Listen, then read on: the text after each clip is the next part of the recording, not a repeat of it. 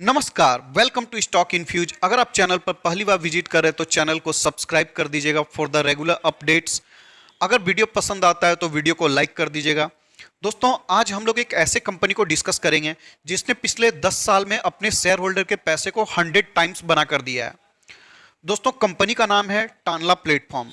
जिनको सिर्फ कंपनी का नाम देखना था उनके लिए वीडियो यहीं खत्म हो जाता है, लेकिन जिनको बिजनेस मॉडल को समझना है, ग्रोथ प्रोस्पेक्ट को समझना है और समझना है कि आने वाले समय में वो कौन सा कारण है जिसकी वजह से कंपनी यहाँ से भी 100 टाइम्स रिटर्न बनाने का पोटेंशियल रखती है, तो उनके लिए वीडियो अभी स्टार्ट होता है।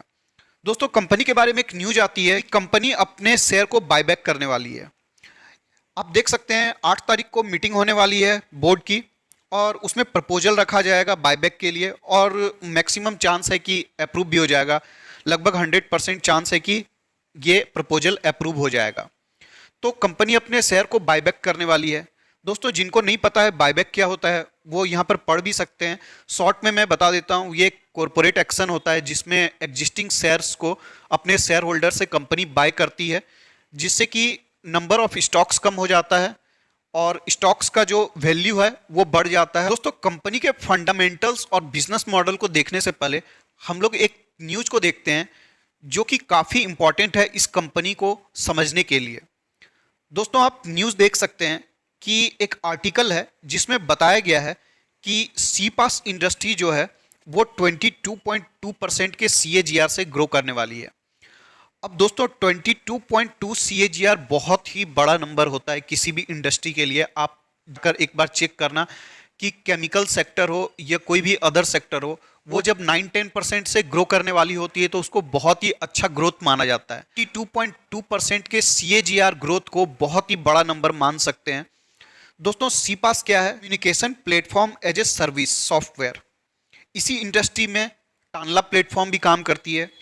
अगर आगे फोर्ब्स के एक न्यूज को देखें तो आप देख सकते हैं फोर्ब्स ने सीपास इंडस्ट्री में हाइपर ग्रोथ बताया है।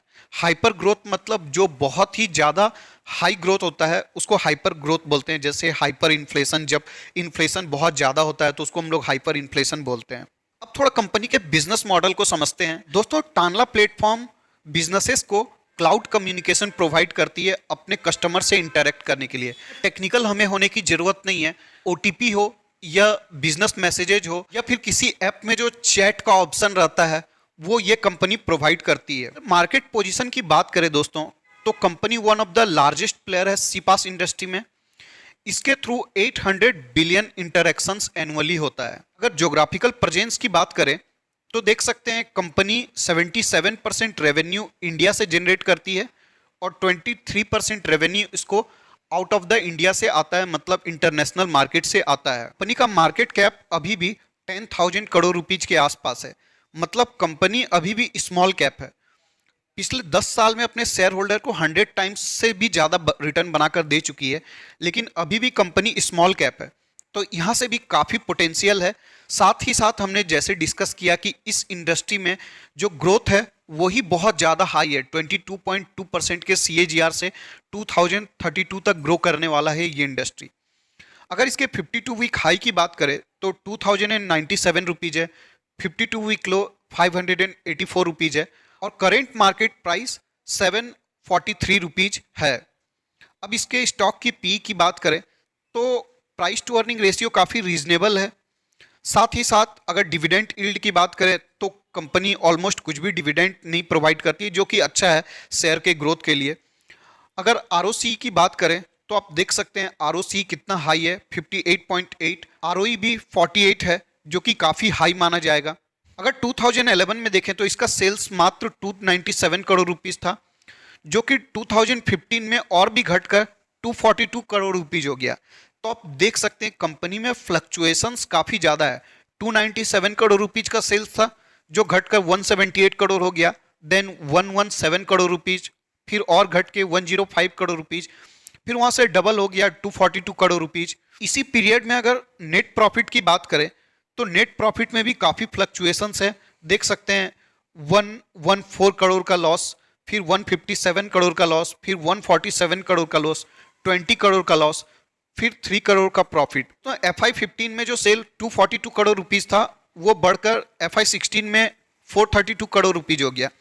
देन 579, 792, 1000 करोड़। 2020 में 1943 करोड़ रुपीज। तो आप देख सकते हैं सेल्स कितना तेजी से ग्रो किया है। हमें नेट प्रॉफिट की बात करें तो 7 करोड़, 41 करोड़, फिर 19 करोड़, फिर 30 करोड़, माइनस 211 करोड़। तो देख सकते हैं कंपनी के नेट प्रॉफिट में कितना ज्यादा फ्लक्चुएशंस है। परसेंटेज में देख सकते हैं कितना ज्यादा फ्लक्चुएशंस होता है। इसलिए हमें कंपनी के नेचर को समझना बहुत ही जरूरी होता है किसी भी कंपनी में इन्वेस्ट करने से पहले। क्योंकि अगर आप बिजनेस मॉडल को बिना समझे, कंपनी के नेचर को बिना समझे अगर किसी कंपनी में इन्वेस्ट करते हैं तो आप उस कंपनी को होल्ड नहीं कर पाते हैं। और अगर आप होल्ड नहीं कर पाइएगा तो आपको रिटर्न बिल्कुल भी नहीं मिलेगा, आप कंपनी को लॉस में बेच दीजिएगा। 2020 के बाद 2021 में sales 2341 crore, next year 3200 crore, next year 3380 crore. तो आप देख सकते हैं सेल्स कितना तेजी से ग्रो कर रहा है। नेट प्रॉफिट की बात करें 211 करोड़ का लॉस था, वो नेक्स्ट ईयर में 356 करोड़ का प्रॉफिट हो जाता है, फिर 539 करोड़ का प्रॉफिट और फिर 535 करोड़ का प्रॉफिट ट्रेलिंग 12 मंथ में। तो आप देख सकते हैं प्रॉफिट और सेल्स में काफी फ्लक्चुएशंस देखने के लिए मिलता है, लेकिन अल्टीमेटली इसमें अच्छा खासा ग्रोथ देखने को मिल रहा है। आगे हम लोग कंपनी के प्रॉफिट और सेल्स ग्रोथ को देखें तो आप देख सकते हैं पिछले 10 साल में कंपनी का कंपाउंड सेल्स ग्रोथ 34% है, पिछले 5 साल में 41% है, पिछले 3 साल में 47% और ट्रेलिंग 12 मंथ में 35%, जो कि एक्सीलेंट माना जाएगा। अगर कंपाउंड प्रॉफिट ग्रोथ की बात करें तो पिछले 10 साल में 18%, पिछले 5 साल में 67% और पिछले 3 साल में 182%। तो ये कोविड काल में दोस्तों प्रॉफिट का ग्रोथ काफी तेजी से बढ़ा है, जो कि आने वाले समय में भी अच्छा खासा बढ़ सकता है। अगर 10 साल के CAGR की बात करें तो 63% है, 5 साल का 87% है, पिछले 3 साल में 142% है और पिछले 1 ईयर में -18% है। 1097 रुपीज इसका 52 वीक हाई है और जो करंट मार्केट प्राइस है वो 743 रुपीज है। मतलब कंपनी आपको 65% के आसपास डिस्काउंट में अवेलेबल है। दोस्तों हम जैसे रिटेल इन्वेस्टर क्या गलती करते हैं, जब कंपनी का स्टॉक भागने लगता है तो हम क्या करते हैं, उसमें इन्वेस्ट करने लगते हैं बिना बिजनेस मॉडल को समझे। बस हम ये देखते हैं कि कंपनी का स्टॉक भाग रहा है, लेकिन दोस्तों जब कंपनी का स्टॉक का प्राइस ऊपर होता है उस जगह में इन्वेस्ट करते हैं तो आपका रिस्क टू रिवार्ड रेशियो जो रहता है वो आपके फेवर में नहीं रहता है, वहां रिस्क ज्यादा रहता है, रिवार्ड कम रहता है।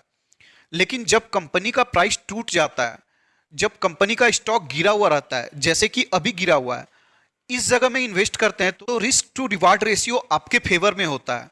दोस्तों ये कंपनी बहुत ही हाई रिस्की, हाई रिवॉर्डिंग है। आप इस कंपनी में वही पैसा इन्वेस्ट करिएगा जिसको कि आप लॉन्ग टर्म के लिए होल्ड कर सकें। शॉर्ट टर्म के लिए ये कंपनी बिल्कुल भी नहीं है, क्योंकि स्टॉक करंट मार्केट प्राइस से भी 50% टूट सकता है। तो इस जगह में आपको फ्लक्चुएशंस काफी देखने को मिलेगा, लेकिन ऐसी कंपनी को आप अगर होल्ड कर लेते हैं तो आपको बहुत बड़ा रिटर्न मिल सकता है। कंपनी का मार्केट कैप भी अभी सिर्फ 10,000 करोड़ रुपीज का है, जो कि एक स्मॉल कैप है। तो यहां से भी कंपनी 10-20 टाइम्स रिटर्न आराम से बनाकर दे सकती है। अगर आपको हाई रिस्क की, हाई रिवॉर्डिंग किसी कंपनी में इन्वेस्ट करना है, आप इस कंपनी को डेफिनेटली कंसीडर कर सकते हैं। कंपनी जिस सेक्टर से बिलोंग करती है उस सेक्टर में बहुत ही ज्यादा हाई ग्रोथ है। तो अगर आप रिस्क ले सकते हैं तो आप इस कंपनी को डेफिनेटली कंसीडर कर सकते हैं। मैं आपको रिकमेंड तो नहीं कर रहा, लेकिन मेरा ये पर्सनल ओपिनियन है कि ये कंपनी आने वाले समय में अच्छा खासा रिटर्न प्रोवाइड कर सकती है अगर आप करंट मार्केट प्राइस के आसपास खरीदारी करते हैं तो। जैसा कि मैंने कई बार बोला कि कंपनी हाई रिस्क की, हाई रिवॉर्डिंग है, तो इसमें बहुत ज़्यादा इन्वेस्ट मत कर दीजिएगा। अपने पोर्टफोलियो का 3-4-5% ही इन्वेस्ट करिएगा। तो दोस्तों आज के डिस्कशन के लिए इतना ही रखते हैं, मिलते हैं किसी और वीडियो में, तब तक के लिए धन्यवाद।